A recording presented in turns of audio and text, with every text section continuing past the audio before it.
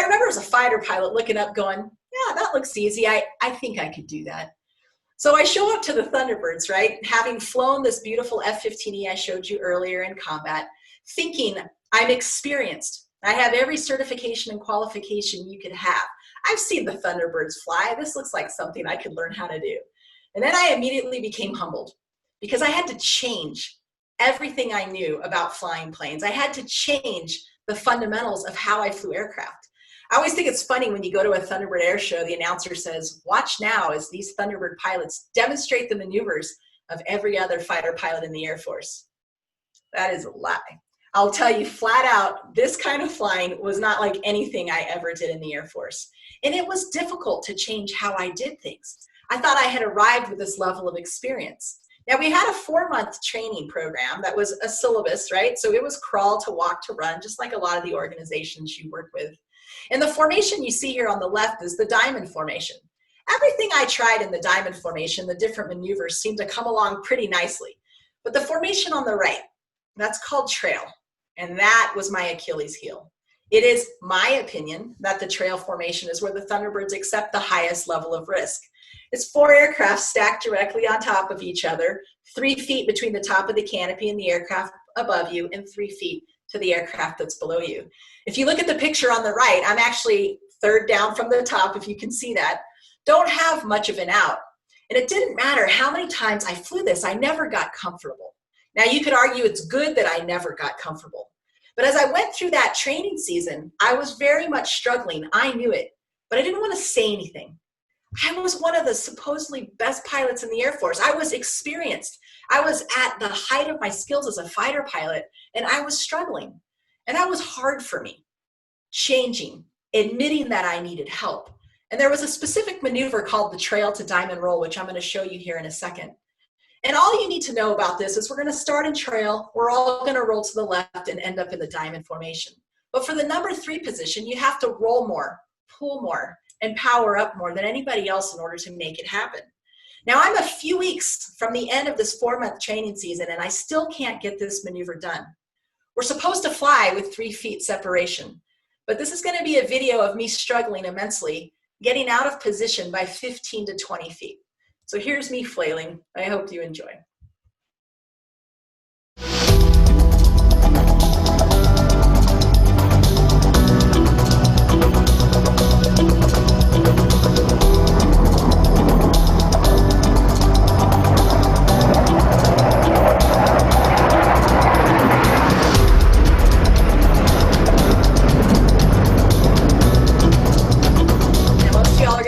Generous, I think, and say, Nicole, that looked pretty good.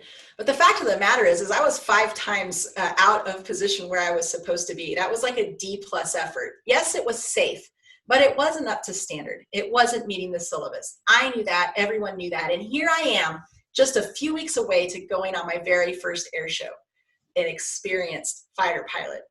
A fighter pilot, right, with an ego, someone who thought I have arrived.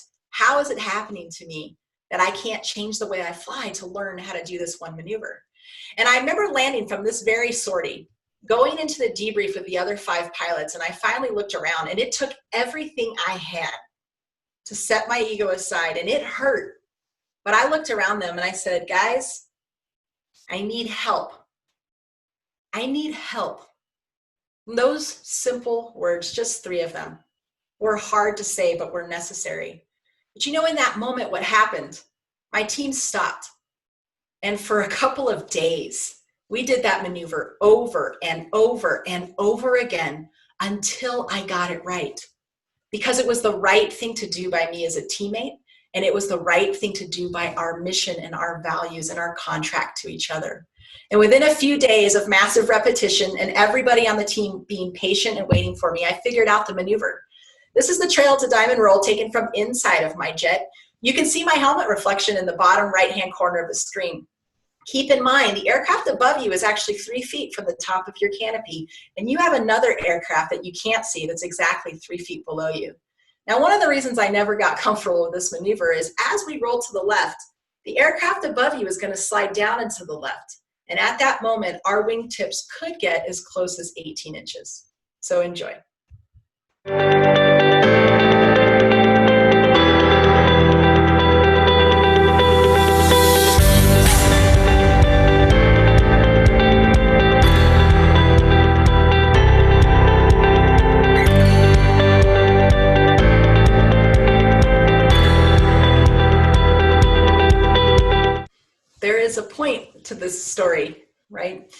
You are never too good or too experienced or too much in the C-suite, right? With all the windows in the corner office, right?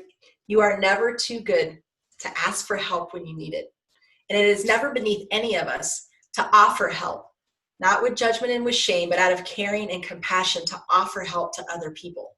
That's how we as individuals get through change, is to set that ego aside. No matter where you're sitting in the C-suite or how hard you've worked or how long you've been in the industry, right now, our country and this globe is going through crises. You are going to have to change, and that means you're going to have to ask for help. And as teammates and colleagues, it's up to all of us to offer that help when needed. That's how teams are going to reach elite levels of performance, but that's also how elite teams are going to sustain themselves through this crisis and come out the other side still relevant in their industries. Now, one of the other things I had to learn to do, and it was hard, was learn how to stay in formation and fly in turbulence. Now, again, you'll forgive me my aviation metaphors, of course, but I am a pilot. Turbulence, like that we fly through, is just like the change that we're all handling every single day. You know, people used to say, hey, if there's turbulence out there, you Thunderbirds must not go fly. And I would laugh because I'm thinking, man, if you can predict where turbulence is, you know, what the severity is going to be and how long it's going to last, like you need to patent that, right? Because you'd be rich. The fact of the matter is, as pilots, we know roughly when the environment is right for turbulence, but we can never predict the exact location, the severity, or the length of time that turbulence is going to be out there, just like the change that we're all having to go through right now. So this is me flying again in the diamond formation. I'm at the very top of the screen. If you look close, you can see my little head and my name written on the side of the jet. And this is actually me flying out over the Nevada desert during training season again.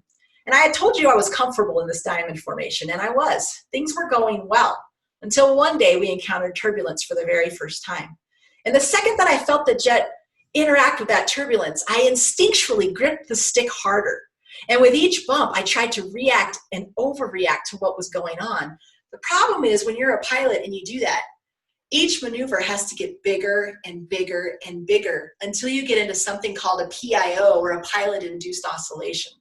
I can assure you that's terribly inefficient. It makes for an ugly air show. And in the case of what I was doing here, it could be downright dangerous. But isn't that our reaction as human beings when we encounter turbulence, when we encounter change? What we want to do is grip it harder, control it, resist the change, maybe react and overreact to what's going on. And it counters what we're actually trying to do. So I remember landing from this sortie, having a really hard time with this turbulence. We got into the debrief. And the number 4 pilot, the one on the far right of the screen, he flies underneath me the whole time. I like to call him the man that sees all of my mistakes. His name was Steve. Steve says to me, Nicole, what was going on there? Why were you all over the place in formation? Why were you having a hard time in turbulence? I said, well, I didn't want to be anywhere near you guys. I mean, I'm only 3 feet away from you. It's very uncomfortable. I was trying really hard on the stick to stay in position. And then he says to me with a laugh and a chuckle, he says, oh, Nicole, we forgot to tell you the secret. I said, what are you talking about? He says, well, we forgot to tell you the secret for how to stay in position and how our formation stays together when we encounter turbulence. Would you like to know the secret? And I'm thinking to myself, yes, my friend, I would love to know the secret. He says, the secret is this. When we encounter turbulence, no matter what position on the team you're in, no matter what formation we're flying, and no matter what maneuver we're about to do, it doesn't matter. The second you feel turbulence, we promise each other that we will loosen our grip. Loosen your grip. The exact opposite of my instinct as a pilot, and the exact opposite of our instincts as human beings when change and turbulence comes along in our lives. So the very next day, we go out to practice again in this beautiful diamond formation, and the environment was right for turbulence, and we entered turbulence again. And the second I entered that turbulence, I wanted to grip that stick and over control it. I wanted to resist the change that was going on. But I remember thinking, no, Steve Horton said, right, to loosen our grip. He's the experienced pilot on the team. You know, to me, he was like Yoda. And I was thinking, okay, loosen your grip. And everything started going in slow motion. And I remember letting go with 1, 2, 3 fingers and flying the jet just like this. And what was miraculous was that I stayed in position. Everybody did. The formation stayed together and we exited that turbulence intact. And what was beautiful about it is our client, the audience on the ground, the client, they had no idea we'd even done that. So when one position, right, decides to react, the formation can fall apart. But if you as a team agree and as colleagues agree that we're not going to instantaneously react, we're not going to over control, we're going to ride through this turbulence together, relying on our processes, relying on our discipline, relying on our teamwork, we're going to be able to exit that turbulence, that change together. And so change is one of the headwinds that I love to talk about in my Harnessing Headwinds speech. There's obviously several others, but I think it's really applicable to what our country is going through right now. Change allows us an opportunity to take some risk, to try something new, to grow, to learn how to fly, if you will, in a different way. And I think it's an important reminder that no matter how experienced you are, it's never beneath us to ask for help. And as we go through this change, it's vital we seek out opportunities to help others in our personal lives and on our teams. And by all means, remember, the change is inevitable. The turbulence is always going to be around us, and it's important that we remind each other to loosen our grips. So it's been an honor to have this opportunity to chat with you briefly. I know we're going to take a few questions here. Feel free, there's all of my social media. If you have any further questions, or maybe you don't have an opportunity to ask something today, you're welcome to catch up with me later. You know, we're celebrating Juneteenth today. We have a lot of change that our country has to go through, and we're all going to be part of that solution. And so with that, I wish you all blue skies and tailwinds, but I also wish you a few headwinds along the way. Thanks. Nicole, thank you so much for that presentation. I know it's on change in a lot of ways, but I think it's also a lot about humility. I kind of cracked up, but it's a great line. You know, here's me flailing. I hope you enjoy. I mean, it's like putting your stuff, and I think for so many of us, just like the grip when things are uncertain, also when you're going through those difficult times, you don't want to reach out for help, but having the humility to do so makes you better. So I really appreciated you sharing that part. So one of the questions. Can't hear you now. Oh, you can't hear me now. Oh no. Well, sorry about that. No, that's all right. If I'm back on now, no, did you guys hear me? Okay. So I may have Sean ask the questions if you can't hear me right now. All right. So can you not hear me? Can you hear me? I can hear you. Yes. Okay. I can hear you. All right. You can. Okay, great. Hey. All right. So this is good, right? Flexibility is the key to air power. I tell people I started flying when I was 12 years old, and I did 20 years as a fighter pilot, Brian. And I tell people I have absolutely never flown a sortie that went exactly the way I planned it. So it's all about agility and handling changes. So thanks for hanging in there on that. Well, that's great. Well, if somebody brings you in for virtual presentation, they know already that you'll be very kind to them as you are to me. So, one of the questions that we had is, so a lot of people are fascinated by what you do. What are the helmets behind you, or the helmets or planes behind you? Absolutely. Thank you for asking. One of the things people in the military and all veterans know is you come away from your time in service, whether it's 2 years or 20 plus years, with a lot of memorabilia. We love to give gifts. Every time you leave an organization, you end up with something. So for me, I guess the one that people ask about the most is my Thunderbird helmet. So this is actually the helmet I wore on the Thunderbirds, which is pretty cool. Very highly polished, very custom made, so it holds a special place in my heart. I actually have a whole story that I share in some of my other speeches about this helmet. I also have over here the helmet that I flew with in combat. So this has got about 200 hours in combat over Iraq, as well as over Kosovo back in '99, believe it or not. You can tell it's well worn. This is my combat helmet. And then my final helmet here, the one that came from my favorite assignment, the most important one, was when I commanded the 333rd Fighter Squadron. So people ask me a lot, they say, you know, Nicole, you had this really varied career. What was your favorite assignment? And they assume I'm going to say the Thunderbirds, which was amazing, don't get me wrong. Or they assume I'm going to say the White House, right? I mean, I was essentially an aide to Michelle Obama, which was pretty cool. But the truth of the matter is, while those were both honors and privilege, it's all about the honor of commanding a fighter squadron. So this is my helmet. They called me Lancer 1 because we were the Lancers. So Nice. there you go. All right, so this question is from Shannon Conover. How do you practice flying in these formations? Do you do this on the ground first, maybe on a computer before you actually go into the sky? Hey, Shannon, thanks for that question. And we actually do not practice the formation flying on the ground or in any kind of a simulator, if you will, electronically. That said, just like elite athletes, fighter pilots also do something called chair flying, where we sit, we close our eyes, and you mentally fly through what it's going to look like, what your hands are going to be doing with the throttle and the stick. You think about what those radio calls are going to be. So we chair fly as individuals in a mindfulness kind of state, if you will. And then we also get together in the briefing before we fly, all 6 of us, and go through and chair fly together. So we're sitting together. Some people close their eyes. Some people are leaned back in the chair, whatever you need to do. We'll chair fly the whole mission.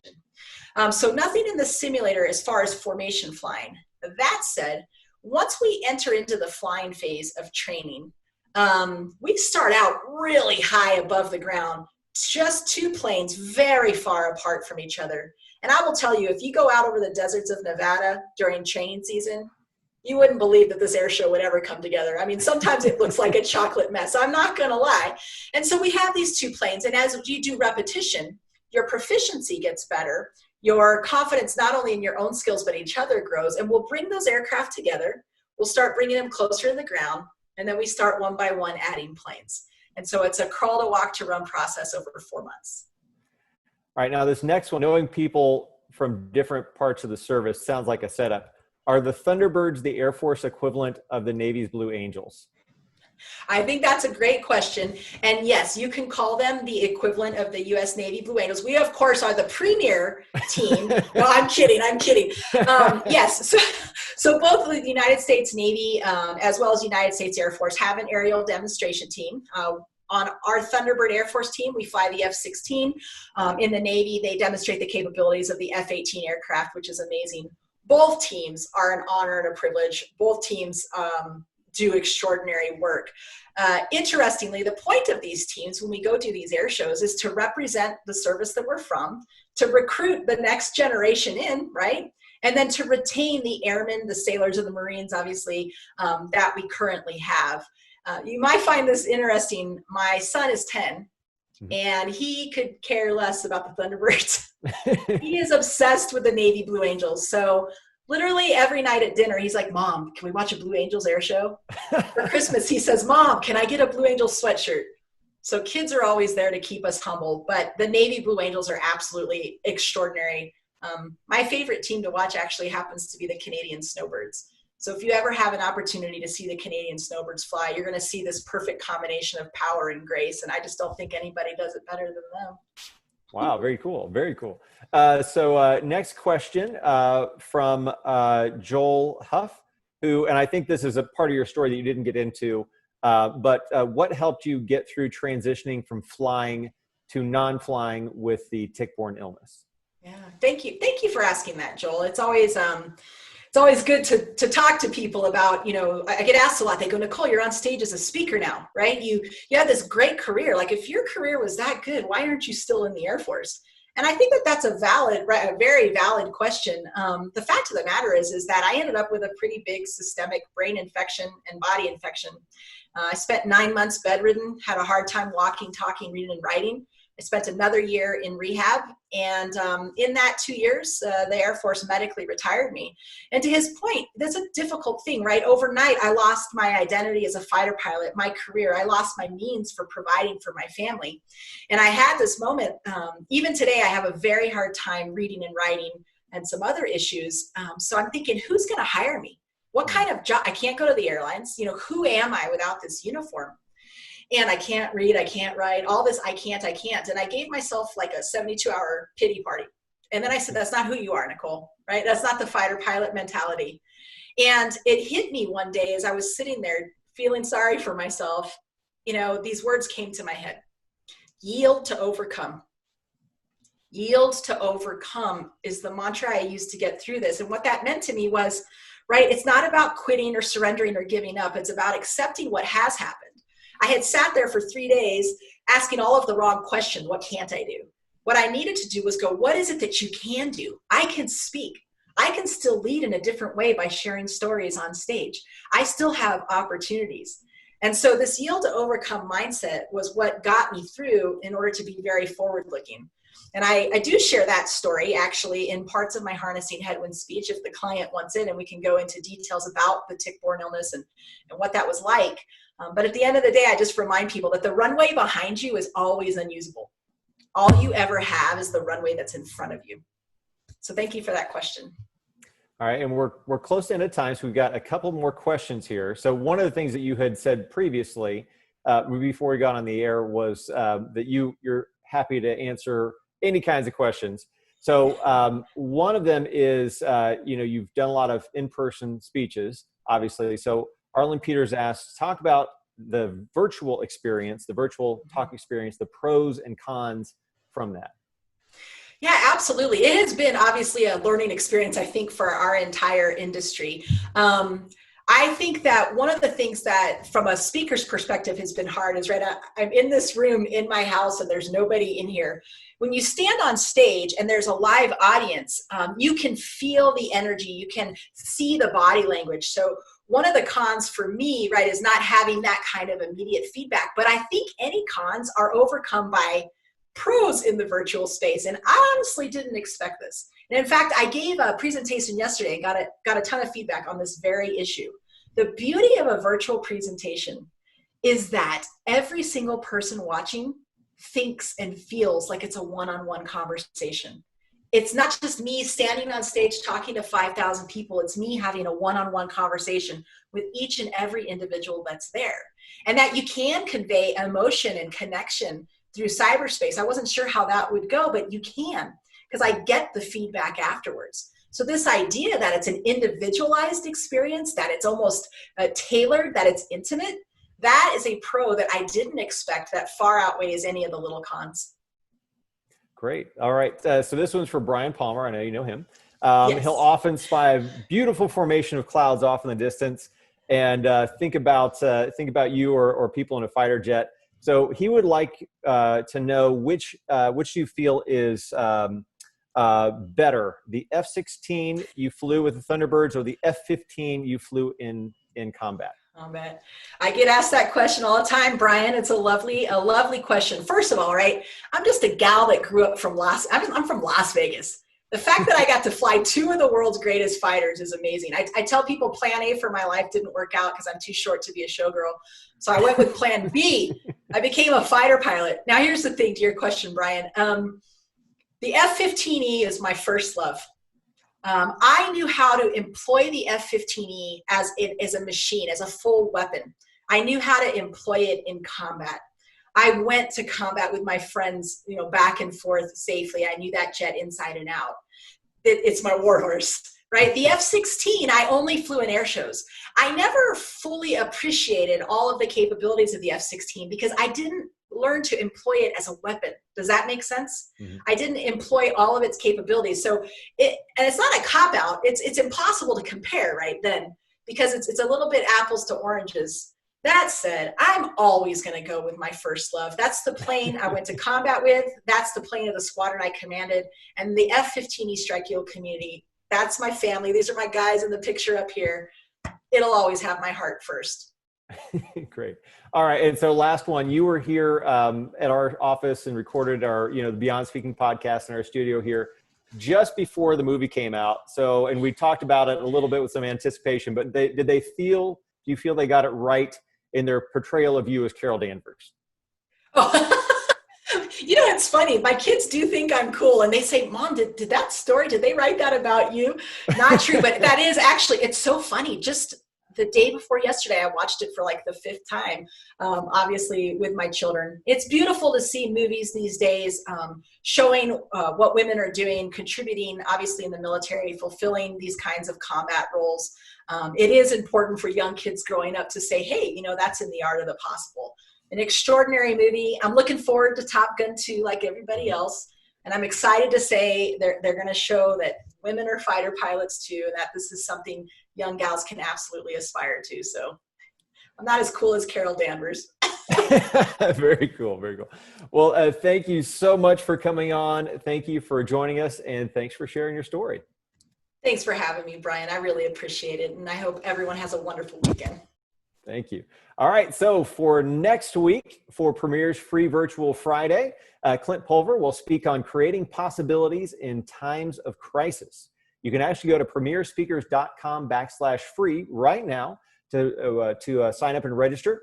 Thanks again to everyone for joining us for our Free Virtual Friday presentation. And Nicole, thank you for your message on harnessing the headwinds of change.